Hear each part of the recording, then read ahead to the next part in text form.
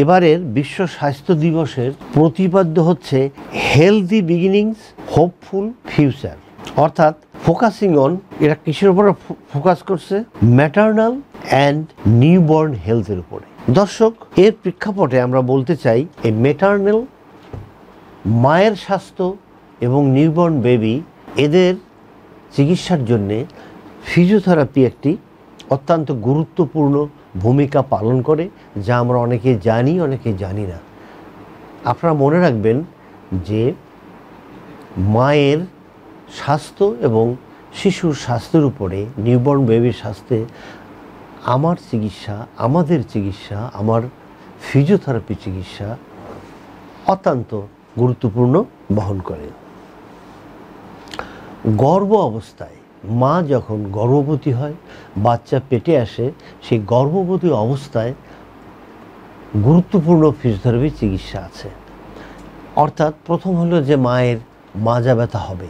কেন হবে?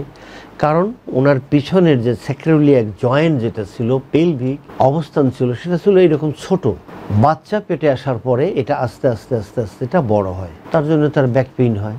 এবং বাচ্চার সামনে যখন এরকম মার পেট যখন সামনের দিকে এরকম অনেক বেশ বড় হয়ে গেছে, তখন সামনের মাসেলগুলো উইক হয়ে যায় এবং লম্বা হয়, সে কারণে মায়ের ব্যথা হয়। আর এই ব্যথার জন্যে ফিজিওথেরাপির বিকল্প নাই। অর্থাৎ ফিজিওথেরাপি চিকিৎসার মাধ্যমে আল্লাহ পাক ওই মাকে অনেক কষ্টমুক্ত করেন। এখানে আরেকটু উল্লেখ করি আমরা, তাহলে এই ফিজিওথেরাপি চিকিৎসা ব্যথামুক্ত ডেলিভারিতে সাহায্য করে, এটা প্রমাণিত। আমি এবং আমরা, আমাদের টিমের সদস্য, আমরা বিআরবি হাসপাতালে একজন গাইনোকোলজিস্টের তত্ত্বাবধানে আমরা এই চিকিৎসাগুলো করতেই আছি।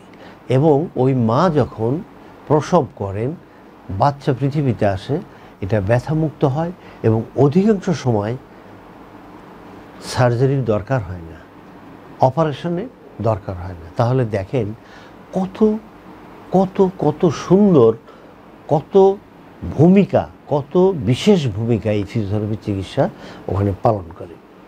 এখন চলুন না, যে শিশু পৃথিবীতে আসলো সেই শিশুর এমন হতে পারে যে সে সিপি, সেরিব্রাল পালসি হতে পারে, সেই শিশুর ডিলেড মাইলস্টোন হতে পারে, সেই শিশুর উইকনেস থাকতে পারে, সেই শিশুর পা বাঁকা থাকতে পারে, সেই শিশু হাত উঠাতে নাও পারে, এরকম অসংখ্য কষ্ট হয়।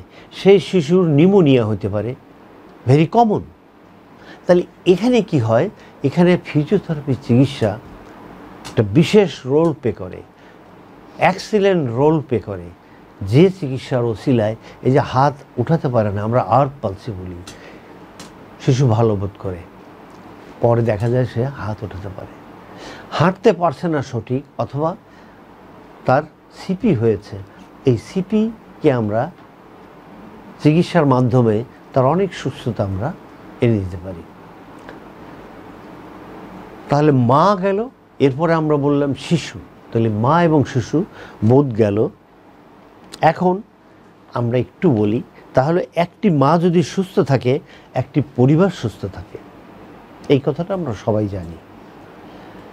আর একটি শিশু যদি সঠিকভাবে বেড়ে ওঠে, একটি জাতি ভবিষ্যতের জন্য প্রস্তুত হয়।